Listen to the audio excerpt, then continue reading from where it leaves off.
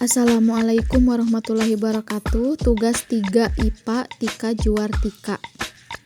Kegiatan praktikum 1 dan 2 optik. Pendahuluan, cahaya bersifat dapat merambat lurus. Sifat ini dapat terlihat saat senter disorotkan ke depan, maka cahaya senter akan merambat lurus sesuai arah yang dituju. Pembiasan cahaya adalah peristiwa pembelokan cahaya saat merambat dari satu medium ke medium lain yang punya indeks bias berbeda. Difraksi adalah penyebaran gelombang, contohnya cahaya karena adanya halangan, semakin kecil halangan penyebaran gelombang semakin besar. Dispersi adalah peristiwa penguraian cahaya polikromatik putih menjadi cahaya monokromatik Meiji-Kuhibiniu pada peristiwa lewat pembiasan. Kegiatan praktikum 1 sifat cahaya. 1. Percobaan pemantulan cahaya merambat lurus.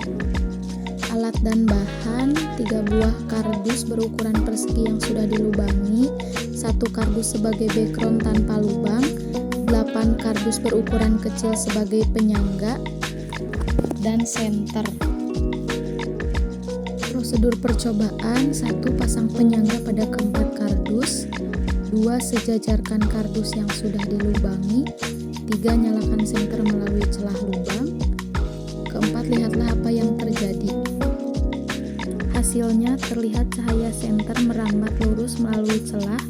Sifat ini dapat terlihat saat senter disorotkan ke depan, maka cahaya senter akan merambat lurus sesuai arah yang dituju.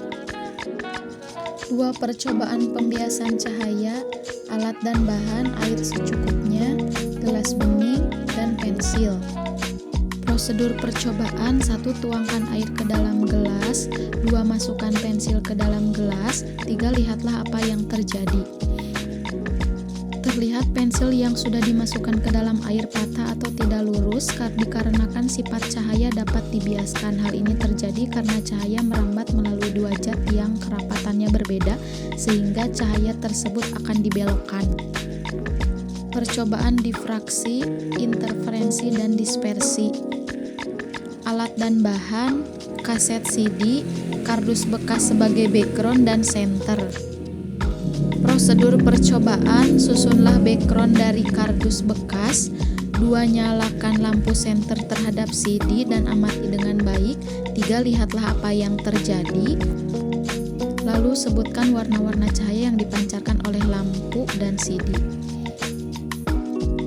Hasil pengamatan: peristiwa penguraian cahaya polikromatik dari putih menjadi cahaya monokromatik Meiji-Kuhibiniu pada peristiwa lewat pembiasan atau pembelokan. Kegiatan praktikum 2 lensa cembung dan cermin cekung.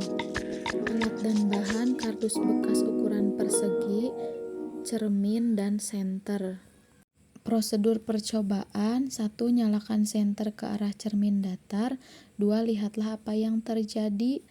Hasil pengamatan: telah dibuktikan bahwa cahaya dapat dipantulkan. Hal ini terjadi karena cahaya mengenai bidang yang permukaannya rata, mengkilap atau licin, dan cermin merupakan benda yang memantulkan cahaya paling sempurna. Untuk percobaan cermin cekung, saya menggunakan alat sederhana, ada gelas, air, ada senter, dan ada juga kardus sebagai background. Prosedur percobaan: tuang air ke dalam gelas bening secukupnya, nyalakan senter ke gelas yang berisi air, lalu perhatikan apa yang terjadi. Hasil pengamatan: dibuktikan bahwa sifat cahaya dapat menembus benda bening. Hal ini terjadi karena benda bening mampu meneruskan cahaya. Jika cahaya mengenai benda gelap, maka cahaya tidak dapat diteruskan.